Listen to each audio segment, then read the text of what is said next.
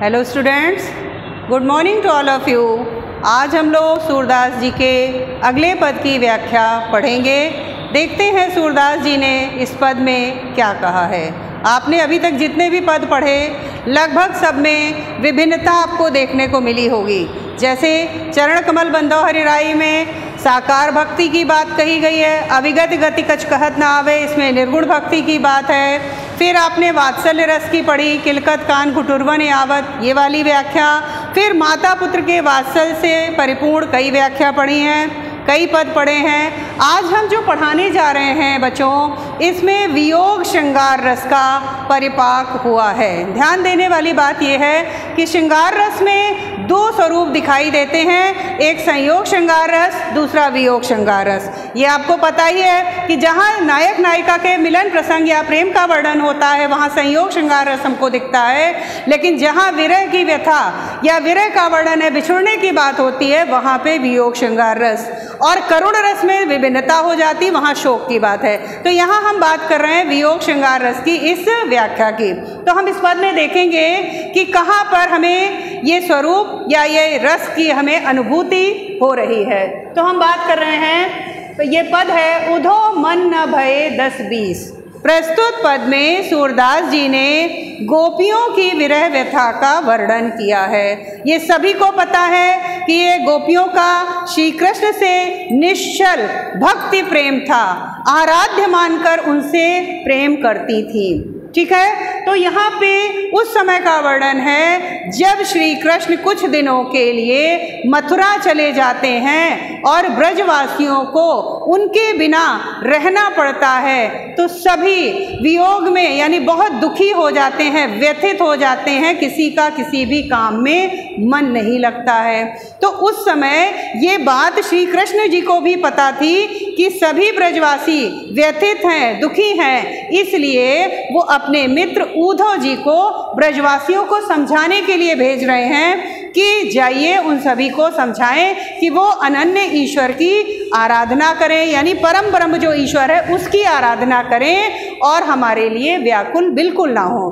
तो वही चीज़ सूरदास जी ने कही है कि उद्धव मन न भये 10-20। जब उद्धव जी आते हैं और गोपियों को ब्रजवासियों को समझाते हैं, कहते हैं आप लोग परम ब्रह्म ईश्वर की आराधना करें, तो गोपियां अपने वाक् चातुर्य के माध्यम से कैसे निरुत्तर करती हैं, कह रही है हे उद्धव मन न भये 10-20। क्योंकि बच्चों जब तक आप प्रसंग नहीं देंगे आपकी वो व्याख्या क्लियर नहीं होगी कि कहाँ का प्रसंग है। इसलिए मैंने आपको ये प्रसंग में बताया कि आप लोग ये बताएंगे जरूर किससे वार्तालाप चल रहा है। गोपियाँ कह रही है हे उद्धव हमारे पास 10 या 20 मन नहीं है। जैसे सामान्यतः हर मनुष्य के पास एक मन होता है, वैसे ही हमारे पास भी एक ही मन है। एक हुतो सो गयो श्याम संग, एक ही मन था, और वो भी जब श्री कृष्ण यहाँ से मथुरा के लिए चले गए तो ऐसा हमें लग रहा है कि हमारा मन भी वो स्वयं अपने साथ में लेकर चले गए हैं। को अवराधे ईश, अब हम किस मन से ईश्वर की आराधना करें। अवराधे मीन्स आराधना करना, स्तुति करना, पूजा करना, और ईश मीन्स ईश्वर। हम किस मन से ईश्वर की आराधना करें। ईश मीन्स ईश्वर। अभी हम आपको इस व्याख्या में ईश शब्द का दूसरा अर्थ बताएंगे, तो उसको हम बताएंगे यहाँ पे कौन सा अलंकार हो रहा है। तो वो कह रही हैं कि हे उद्धव जी हम किस तरह से ईश्वर की आराधना करें। इंद्र शिथिल भई केशव बिन, हमारी तो समस्त इंद्रियों ने उसी दिन से कार्य करना बंद कर दिया है जिस दिन से श्री कृष्ण मथुरा गए थे। ऐसा लगता है कि हमारी समस्त इंद्रियां निष्क्रिय हो गई हैं। आप सभी जानते हैं कि हमारे शरीर में इंद्रियां होती हैं। वैसे तो इंद्रियां 10 हैं, लेकिन 5 जो हैं वो ज्ञानेंद्रियां हैं। जैसे आप जानते होंगे आँख, नाक, कान, त्वचा, जिह्वा वगैरह ये ज्ञानेंद्रियां। तो वही कह रही है कि हमारी ज्ञानेंद्रियां जितनी भी हैं, इंद्रियों ने तो काम करना ही बंद कर दिया है। हर समय वो केवल श्री कृष्ण को ही स्मरण करती हैं, उन्हीं को याद करती हैं। तो इसलिए वो कह रही हैं इंद्र शिथिल भई केशव बिन। केशव यहाँ पे पर्याय आया है श्री कृष्ण के लिए कि श्री कृष्ण के बिना इंद्रियों ने काम करना बिल्कुल बंद कर दिया। ऐसा लगता है कि निष्क्रिय हो गई हैं। ज्यों देहि बिन शीस, यहाँ पे बच्चों उपमा अलंकार होगा। क्यों? क्योंकि समानता कर रहे हैं। ये ज्यों आया है वाचक है। वैसे तो आपने ज्यों, जानो, मानो ये सब उत्प्रेक्षा पढ़े, लेकिन यहाँ पे ज्यों शब्द आया है, इसमें थोड़ा सा मिलता जुलता है। तो यहाँ पे समानता कर रहे हैं कि हमारा शरीर ऐसा हो गया है जैसे किसी भी किसी भी शरीर से अगर सिर को काट दिया जाए, बिन शीश, शीश मीन सिर, अगर सिर को शरीर से काट दिया जाए तो जैसे शरीर निर्जीव हो जाता है, वैसे ही हमारी समस्त इंद्रियां इस समय निर्जीव सी हो गई हैं। क्लियर हो गया? आगे बढ़ते हैं। आशा लागी रहती तन श्वासा, हमारे शरीर में, तन माने शरीर, श्वासा मीन श्वास चलना, हमारे शरीर में जब तक श्वासें चलती रहेंगी हमें श्री कृष्ण के आने की आशा लगी रहेगी। हम उनकी ही प्रतीक्षा में जी रहे हैं, हम किसी और की आराधना नहीं कर सकते। ऐसा गोपियाँ उद्धव जी से कह रही हैं, अपने मन की जो भाव हैं उनको व्यक्त कर रही हैं, अपने मन की व्यथा को व्यक्त कर रही हैं। आगे कहती हैं कि तन श्वासा जीवई कोटि बरीस, बरीस का मतलब है वर्ष, चाहे हम करोड़ों वर्षों तक जिए लेकिन हम उनके आने की आशा नहीं छोड़ सकते हैं, हमें श्री कृष्ण के आगमन की आशा लगी ही रहेगी। आगे बढ़ते हैं। तुम तो सखा श्याम सुंदर के, फिर उद्धव जी से पूछ रही हैं कि आप तो श्री कृष्ण के परम मित्र हो, है ना। सखा श्याम सुंदर के, सखा मीन्स मित्र, श्याम सुंदर यहाँ पे भी एक पर्याय आया है श्री कृष्ण का। श्याम सुंदर मीन्स श्री कृष्ण, आप तो श्री कृष्ण के परम मित्र हो। ठीक है, आगे कह रही है सकल जोग के ईश, सकल मीन्स सारे, जोग माने योग विद्याएं, जितनी भी योग विद्याएं होती उनके बारे में कहा है। ईश मीन्स ज्ञाता, अभी हमने बताया था ऊपर ईश मीन्स ईश्वर, यहाँ पे ईश माने ज्ञाता। तो कह रही हैं गोपियाँ कि आप तो श्री कृष्ण के परम मित्र हो और समस्त योग विद्याओं के ज्ञाता हो। तो एक ही शब्द की आवृत्ति 2 बार हुई है, इसलिए यहाँ पे अलंकार यमक हो जाएगा।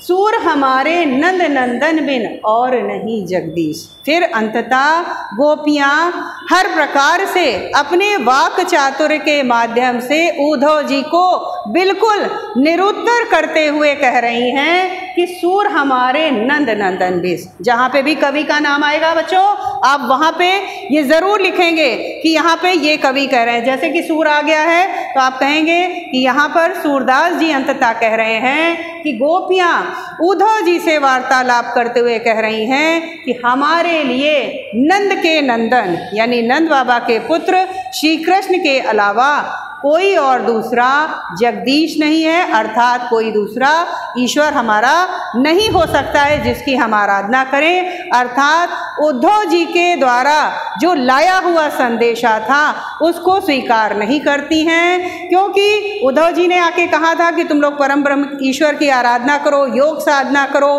तो इस तरह से गोपियों ने बिल्कुल निरुत्तर कर दिया। यहाँ पे गोपियों के वाणी का प्रभाव दिखाया है, वाक चातुर्य का प्रभाव दिखाया है, और कहीं कहीं पे यहाँ पे थोड़ा सा व्यंग्य कथन का भी भाव आ रहा है, इसलिए आपको शब्द शक्ति में व्यंजना भी यहाँ पर दिखाई देगी। तो इस तरह से मैंने आपको ये अर्थ बताया। और नहीं जगदीश, ये भी लाइन क्लियर हो गई है कि गोपियाँ कहती हमारे लिए केवल श्री कृष्ण ही हमारे ईश्वर हैं, हम उन्हीं की आराधना करेंगे। तो यहाँ पे गोपियों की विरह व्यथा का वर्णन है। आपको ये भी पता होगा कि ये पूरा पद जो है ये भ्रमर गीत सार का ही एक प्रसंग है, जिसमें गोपियों का वार्तालाप उद्धव जी से हो रहा है। ओके स्टूडेंट्स, अब हम बढ़ते हैं काव्यगत सौंदर्य की ओर। देखते हैं इसमें जितने भी पॉइंट्स होते हैं इन सभी में आपको कुछ ना कुछ लिखना है, कुछ ना कुछ मतलब सार्थक लिखना है, सही लिखना है कि यहाँ कौन सी भाषा आई है, कौन सा रस है, कौन सा छंद। तो देखते हैं इस पूरे पद में सूरदास जी ने जितना भी लिखा है ज़्यादातर उनका ब्रज भाषा में ही लिखा गया है। यद्यपि वो तो जन्मांध थे, लेकिन जो भी उन्होंने गाया उसको उनके शिष्यों ने संकलित किया, लिखा है। तो भाषा इनकी ब्रज भाषा है, ठीक है। और बल्कि इसमें हम कह सकते हैं कि सरस ब्रज भाषा में लिखा है, यहाँ पे कोई कठिन क्लिष्ट शब्द नहीं है, तो सरस ब्रज भाषा लिख सकते हैं। रस यहाँ पे आपको हमने पहले ही बता दिया था प्रारंभ में कि वियोग श्रृंगार रस का यहाँ पे परिपाक हुआ है। छंद की बात करें तो ये पद छंद है और गाने योग्य पद है, जैसे कि मीराबाई के पद होते हैं या उनके रैदास के पद हैं या सूरदास जी के पद हैं, ये सभी पद गाए जाते हैं, तो यहाँ पे गेय पद हो जाएगा छंद में।